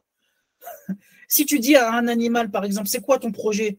Qu'est-ce que tu vas faire plus tard? La caractéristique de l'être humain n'est pas compatible avec ça. L'être humain, il est toujours le même. L'animal, excusez-moi, il est toujours le même. Par contre, l'être humain, il est capable de se projeter au-delà de ce qu'il vit, au-delà de ce qu'il observe. C'est pour ça que l'être humain, il est capable de se représenter la mort et de réfléchir sur les finalités de sa vie. La seule créature qui est capable de se représenter la mort, c'est l'être humain. C'est pour ça que dans le Coran, vous avez la mention de scènes où vous voyez l'être humain dans l'agonie, en train de regretter de n'avoir pas fait plus d'actions. Allah subhanahu wa ta'ala, il fait appel à quoi? Il fait appel à notre capacité à nous projeter. Projetez-vous vers votre mort. Pensez à votre mort. Pourquoi? Ça va vous permettre de réfléchir sur les finalités de votre vie, à vous remettre en question. Et tout ça, c'est possible par le langage. L'être humain, il est capable aussi d'accumuler du savoir, de construire un raisonnement. L'un des raisonnements simples, ce qu'on appelle le syllogisme, c'est-à-dire un raisonnement en 3 temps. Par exemple, tous les hommes sont mortels, donc tous les hommes vont mourir. Socrate est un homme, donc ça signifie quoi? Socrate est mortel. À travers les 2 propositions, les hommes sont mortels, Socrate est un homme, ça va donner quoi? Socrate est mortel. L'être humain, il est capable d'accumuler du savoir, de construire un raisonnement. Et ça sert à ça, les livres. Pourquoi l'être humain est le seul à produire des livres? Un livre, c'est quoi? C'est des idées que tu vas défendre. C'est des idées que tu vas exposer, que tu vas argumenter. C'est pour ça que dans les livres, il y a toujours une introduction.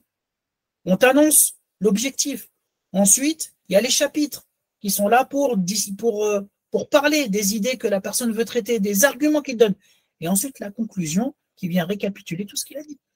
C'est pour ça qu'il est très important de lire. Parce que la lecture, c'est ce qui permet justement de comprendre un raisonnement, de suivre un raisonnement et de savoir comment construire une argumentation. Le problème, c'est que les gens aujourd'hui picorent à droite et à gauche. Et c'est pour ça qu'ils n'arrivent pas à comprendre la logique des choses, ils n'arrivent pas à développer leur réflexion. C'est parce qu'ils n'ont pas pris le temps de regarder, de suivre ce raisonnement, de lire du début à la fin ce qu'une personne a à présenter. La capacité donc de développer un discours, vous voyez, hein, on commence par une introduction, ensuite on développe des idées et on conclut. Et après on va dire s'il est convaincant ou pas. 2 autres choses qui forment le langage. La capacité d'émettre des jugements. le langage permet de distinguer le bien et le mal. Pourquoi? Parce que le langage, c'est ce qui te permet de définir les choses. Le langage, c'est ce qui va te permettre de dire, ça c'est une feuille, ça c'est un cahier, ça c'est un ordinateur. Et comment tu vas distinguer ces choses-là? Par le fait que tu es capable de définir ces choses. Et donc, en les définissant, tu es capable de les distinguer. Et fondamentalement, l'être humain, il est donc capable de distinguer entre ce qui est bon, ce qui est dans son intérêt, et ce qui est mauvais, ce qui est préjudiciable pour lui. Donc, il est capable de connaître ce que c'est que la foi et la mécréance, la sincérité et l'hypocrisie, la justice et l'injustice. Et c'est pour ça que l'être humain est le seul qui est capable d'opérer un changement en lui-même. Lui qui est capable donc de distinguer, il est capable de choisir. Et comme il est capable de choisir entre le bien et le mal, il est donc capable soit de s'élever en choisissant le bien, soit de se dégrader en choisissant le mal. C'est pour ça qu'Allah subhanahu wa ta'ala dit wa nafsin wa ma sawaha fa alhamaha fujuraha wa taqwaha qad aflaha man zakkaha wa qad khaba man dassaha. Par l'âme et celui qui l'a harmonieusement façonné. Et il lui a inspiré à cette âme-là, Allah a inspiré à cette âme-là son immoralité et sa piété. C'est-à-dire, Allah a mis dans l'âme de l'être humain la capacité de choisir le mal ou de choisir le bien. Et Allah il dit, certes, a réussi celui qui a purifié son âme et a perdu celui qui corrompt son âme. Donc, celui qui choisit le mal. Et donc, c'est pour ça que grâce au langage, c'est ce qui permet à l'être humain de partager des valeurs avec les autres. Donc, d'opérer un changement collectif. L'être humain, il est capable d'opérer un changement par le fait de pouvoir distinguer. Et d'ailleurs, petite parenthèse, dans la prochaine conférence, on verra que le diable, quel est son rôle? C'est de redéfinir les choses et de faire en sorte que toi, le bien, tu le vois comme étant mal et que le mal, tu le vois comme étant bien. Donc, de troubler ce langage-là, de troubler cette clairvoyance qui est propre à l'être humain en lui faisant prendre la mauvaise voie. Donc, de la même façon, l'être humain, il est capable de partager des valeurs avec les autres. S'il est capable d'opérer un changement individuel, il est capable aussi d'opérer un changement collectif par le fait qu'il est capable de communiquer avec les autres et de partager des valeurs communes, de vivre en communauté. Et là, vous allez me dire, les animaux aussi vivent en communauté. Oui, mais à travers leur instinct. Qui est capable fondamentalement de vivre en société et de construire une société à travers des valeurs communes? C'est que l'être humain. C'est pour ça, vous voyez, le mot insan, certains savants disent que ça vient de uns. Uns, c'est la compagnie. L'être humain, c'est un animal social. C'est un être qui a besoin de vivre en société à la base. Celui qui est seul, celui qui se met de côté, c'est quelqu'un qui est particulier. Il va à l'encontre de la règle commune, qui est le fait de vivre en société. Donc l'animal, lui, se caractérise par son statisme. Il n'a pas d'histoire. C'est pour ça que l'être humain, par ce changement qu'il est capable d'opérer individuellement et collectivement, c'est le seul à avoir une histoire. C'est le seul à connaître des sociétés où il va passer par des périodes de développement et des périodes de décadence. Regardez ce qu'Allah subhanahu wa ta'ala dit dans une sourate que vous connaissez. Allah il jure par le temps, l'être humain est certes en perdition, sauf ceux qui croient, accomplissent les bonnes œuvres et s'enjoignent mutuellement la vérité, s'enjoignent mutuellement l'endurance. Ils s'enjoignent, ils partagent ensemble. Donc Allah subhanahu wa ta'ala, il fait appel à cette capacité naturelle de l'être humain à partager des valeurs pour les partager dans le bien, dans la vérité, dans l'endurance. Et Allah subhanahu wa ta'ala dit entraidez-vous dans l'accomplissement des bonnes œuvres. Vous qui êtes capable de partager des valeurs communes, partagez-les dans les bonnes œuvres, dans la piété, et ne vous entraidez pas dans le péché et la transgression. Qu'on prenne la vie du langage ou la vie de le savoir a été enseigné à Adam alayhi salam de sorte à ce qu'il puisse désigner directement l'animal, etc. Peu importe, à la fin, ces trois avis tournent autour de l'idée de l'importance du savoir, du fait que l'être humain, il a été honoré par Allah subhanahu wa ta'ala dans le fait d'avoir tous les noms par l'intermédiaire du savoir. Cette lieutenance, cette légitimité dans la lieutenance, il la doit au savoir. C'est pour ça qu'Allah subhanahu wa ta'ala, dans le Coran, il nous dit de bien distinguer entre ceux qui savent et ceux qui ne savent pas. en disant, dis à Mohammed, sont-ils égaux ceux qui savent et ceux qui ne savent pas? Ce sont seulement les doués d'intelligence qui se rappellent. Et Allah nous dit, ceux d'entre vous qui croient et ceux qui ont reçu le savoir, Allah va élever ces gens-là en degrés. Et c'est pour ça que la première révélation au prophète sallallahu alayhi wa sallam, c'est quoi? Iqra, lis. Et donc, la première révélation que le prophète sallallahu alayhi wa sallam va recevoir, c'est un appel à acquérir ce savoir qui a permis à Adam alayhi salam et à l'être humain de manière générale de s'élever et de montrer sa supériorité sur de nombreuses autres créatures, notamment les anges. Et donc, en fait, Iqra, cette première révélation du Coran, c'est un retour aux sources. Comme pour dire, oh vous les êtres humains, rappelez-vous de qui vous êtes. Allah vous a honoré par l'intermédiaire du savoir. C'est pour ça que vous avez l'obligation, vous avez le devoir de le rechercher pour acquérir cet honneur qu'Allah vous a accordé à la base. Les anges, à la suite de cela, qu'est-ce qu'ils ont dit? Gloire à toi, subhanak. Nous n'avons de savoir que ce que tu nous as appris. Certes, c'est toi l'omniscient, le sage. Donc les anges, ils ont reconnu leur ignorance. On ne sait pas. On ne sait que ce que tu nous as appris. C'est pour ça que un certain nombre de savants ont dit, les anges, ils ne peuvent connaître que ce qu'Allah subhanahu wa ta'ala leur a enseigné directement. Ils n'ont pas cette capacité du langage que les êtres humains ont. Et Allah subhanahu wa ta'ala, pour confirmer, il a dit dans le verset, Ya Adam, ô Adam, informe-les de ces noms. Puis quand celui-ci leur eut informé les anges de ces noms, Allah subhanahu wa ta'ala dit, ne vous ai-je pas dit que je connais les mystères des cieux et de la terre et que je sais ce que vous divulguez et ce que vous cachez. Donc Allah subhanahu wa ta'ala il a ordonné à Adam, regarde, ya Adam, allez informe-les de ces noms-là pour montrer clairement le mérite d'Adam alayhi salam et la sagesse de lui accorder la lieutenance sur terre. Et là on observe la différence entre celui qui se base sur sa réflexion pour juger les choses et celui qui base sa réflexion sur la science divine. Pour juger par exemple de la légitimité de l'être humain. Allah subhanahu wa ta'ala dit وَأَعْلَمُ مَا تُبْدُونَ وَمَا كُنْتُمْ تَكْتُمُونَ. Je sais ce que vous divulguez, en parlant des anges toujours, et ce que vous cachez. Donc je sais ce que vous divulguez. Donc ce que vous avez dit clairement, lorsque vous avez dit est-ce que tu vas désigner un qui va mettre le désordre et répandre le son. Et je sais également ce que vous étiez en train de cacher. Alors qu'est-ce que ça veut dire?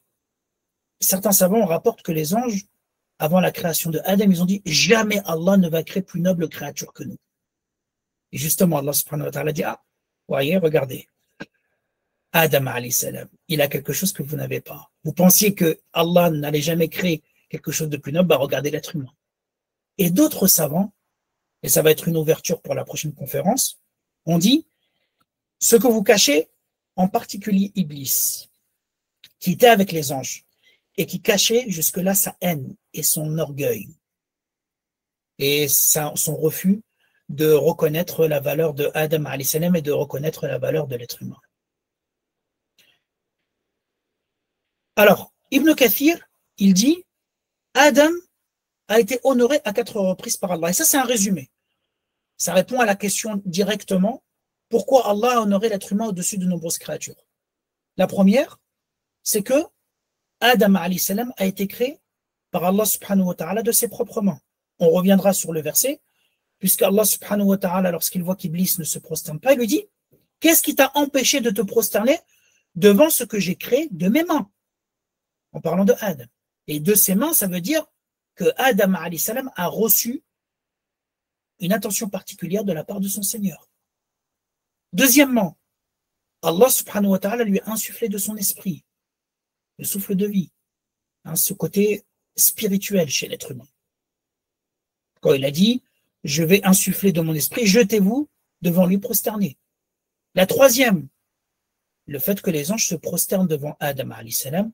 Et la quatrième, le fait qu'il a appris à Adam alayhi salam les noms de toutes choses. Très bien, maintenant on passe à la dernière partie, Inch'Allah, qui ne va pas durer longtemps. Et là, c'est un épisode qui a lieu après.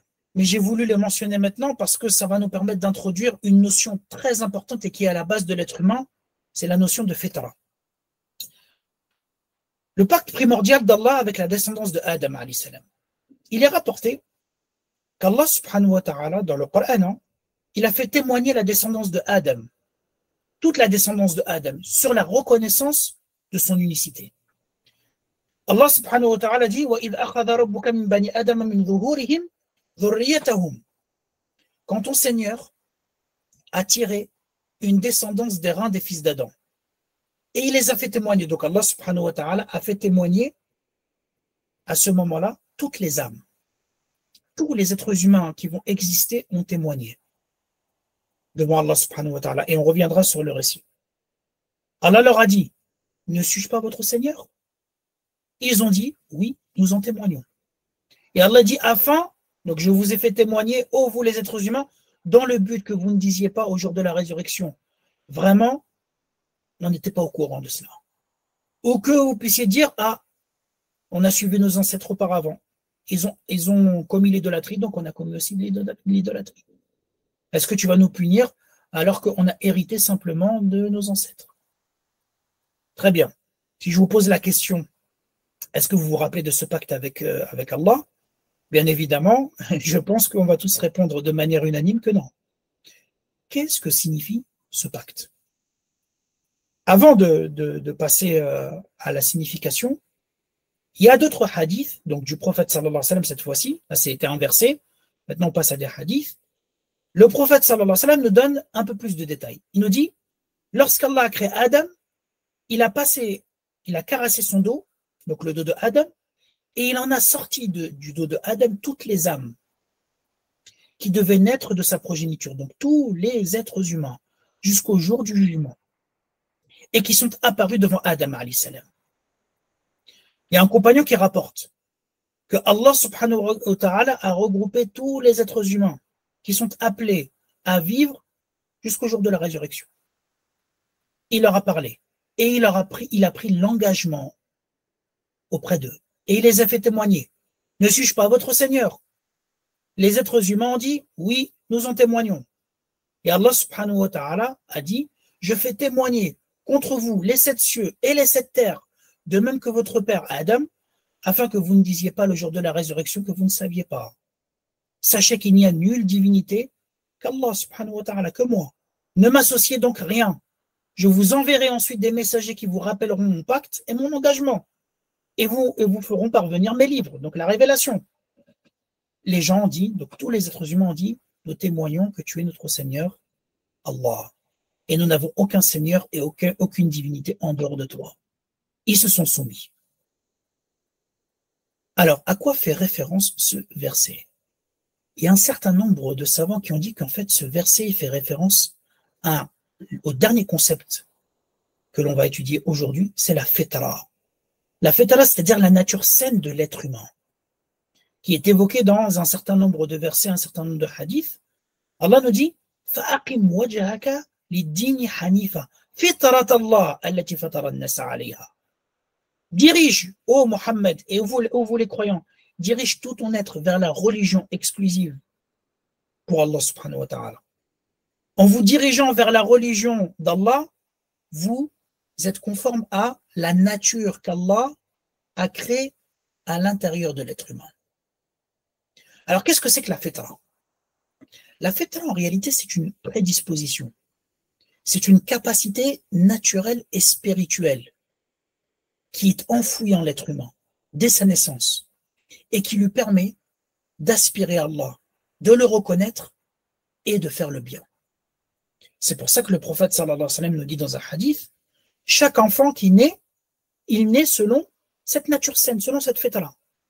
Et ce sont ses parents qui font de lui un juif, un chrétien, un adorateur du feu. C'est-à-dire ses parents le mettent sur une religion qui n'est pas la religion d'Allah authentique. Et qui fait que, ensuite, l'enfant, il perd cette notion-là, cette prédisposition, elle est enfouie à cause de cette éducation, à cause de cette religion. Allah subhanahu wa ta'ala dit dans un hadith, où il s'exprime à la première personne, hadith Qudsi, j'écris tous mes serviteurs sur la voie droite. Donc en vérité sur la fitra. Puis les démons sont venus à eux et ont troublé leur religion. Ils ont commencé, regardez, à interdire ce que je leur avais permis et ils leur ont ordonné de m'associer ce sur quoi je n'ai révélé aucune preuve. Donc il leur a ordonné de faire le mal et de commettre l'idolâtrie, le polythéisme, donc d'adorer quelque chose d'autre en dehors d'Allah. Et ça va à l'encontre de la fitra. Cette fitra, comme il a été évoqué dans le verset, elle est totalement conforme et en concordance avec la religion révélée. C'est pour ça que l'une des caractéristiques des règles de l'islam qui sont évoquées dans le Coran, c'est qu'elles sont totalement en concordance avec la fitra. C'est-à-dire, si l'être humain il fait un effort, il réfléchit, il regarde, il va voir que ces lois-là s'adaptent totalement à sa nature, sont totalement dans son intérêt et repoussent tous les préjudices importants qui peuvent le toucher. Donc la fitra, c'est cette capacité en vérité qui pousse l'être humain à donner un sens à sa vie, à répondre aux questions existentielles. Vous voyez, ce point-là, l'être humain, même s'il essaye de mettre de côté Dieu, même s'il essaye de dire non, je ne crois pas, etc., il y a toujours quelque chose qui le rattrape. Il y a toujours quelque chose qui fait qu'il va se poser la question, se dire, c'est pas possible. Je ne peux pas être dans cette vie comme ça, sans but, sans objectif. Il rejette Dieu, subhanallah, et là, cette idée d'Allah subhanahu wa ta'ala, elle revient à un moment donné. Et ces questions le hantent. Ce besoin-là de se tourner vers Allah subhanahu wa ta'ala, de donner un sens, de valoriser ce qu'on appelle le sacré, eh bien, c'est quelque chose qui existe sur le plan individuel et collectif. Allah subhanahu wa ta'ala nous dit dans un verset, Ya ayyuhan nas antumul fuqara'u ila Allah, wallahu al-ghaniyyul hamid. Ô être humain, vous êtes ceux qui avaient besoin d'Allah, tandis que Allah se suffit à lui-même, il est le digne de louange. C'est-à-dire quoi vous avez besoin? Vous avez besoin fondamentalement d'Allah. Et tout ce que vous allez faire, à chaque fois que vous allez essayer de donner un sens à votre vie en dehors d'Allah, c'est pour combler ce manque que vous avez fondamentalement. Et donc, le cheminement vers Allah subhanahu wa ta'ala, déjà, commence par le fait de reconnaître ses propres limites. En islam, vous avez besoin d'Allah. Donc l'être humain, il doit, à travers sa fitra, reconnaître qu'il a besoin de combler ce manque-là, de donner un sens à sa vie, de répondre aux questions existentielles, de se diriger vers Allah subhanahu wa ta'ala. Et comment il le sait?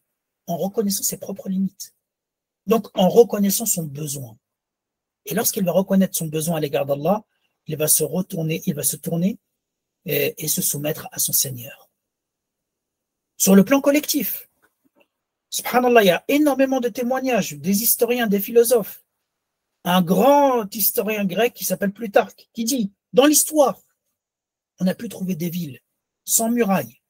Vous savez, c'est quoi sans murailles? C'est-à-dire sans protection, il n'y a rien. Sans littérature, sans roi, sans maison, sans trésor, sans monnaie, ni théâtre, mais on ne trouvera jamais une ville qui n'ait point de sanctuaire et point de divinité. Ça n'existe pas sans religion. Le philosophe français Henri Bergson, il dit, on trouve dans le passé, on trouverait même aujourd'hui des sociétés qui n'ont ni science, ni art, ni philosophie. Mais il n'y a jamais eu de société sans religion. Et c'est pour ça que le rôle fondamental des prophètes, c'est d'appeler et surtout de rappeler fondamentalement le pacte avec Allah, en éveillant cette fitra, en éveillant cette capacité, en éveillant cette étincelle. C'est pour ça qu'Allah dit rappelle donc aux prophètes, car fondamentalement, toi et les autres prophètes, vous n'êtes que des rappeleurs. Donc vous rappelez à ce qui existe au fond de l'être humain. Et donc la fitra, si on devait donner une image, c'est comme une graine présente dans le fort intérieur de l'être humain quand il naît et qui ne demande qu'à germer, croître et se développer de façon complète. Et si cette graine, elle reçoit un environnement favorable ou même neutre, elle va germer et se développer. Donc cette reconnaissance d'Allah subhanahu wa ta'ala, d'un Dieu unique, va se développer. Si elle ne germe pas, elle va toujours rester, même si elle doit être tapie dans un coin de l'intérieur. Cette fitra, même si elle est couverte, même si elle est entachée, elle reste toujours. C'est ça qu'il faut comprendre du pacte primordial d'Allah avec la descendance, avec l'ensemble des êtres humains. Et j'aimerais terminer avec cette parole d'Ibn al-Qayyim qui nous résume par des mots éloquents ce que c'est que la fitra. Il nous dit, Ibn al-Qayyim, grand savant de la spiritualité, le cœur contient un désordre auquel on ne peut remédier qu'en se tournant vers Allah. Le cœur contient une solitude que seul peut dissiper la compagnie d'Allah. Le cœur, il contient une tristesse que seuls peuvent apaiser le plaisir de sa connaissance, la connaissance d'Allah, et la sincérité de la relation avec lui. Le cœur, il contient aussi une anxiété qu'on ne peut calmer qu'en étant en accord avec lui, en se réfugiant vers lui.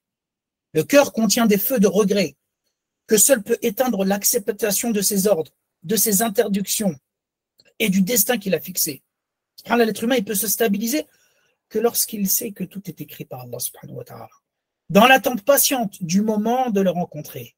Et le cœur contient un manque qui ne peut être comblé qu'en aimant Allah, en se tournant vers lui dans le repentir, en l'invoquant sans cesse, en lui vouant un culte exclusif.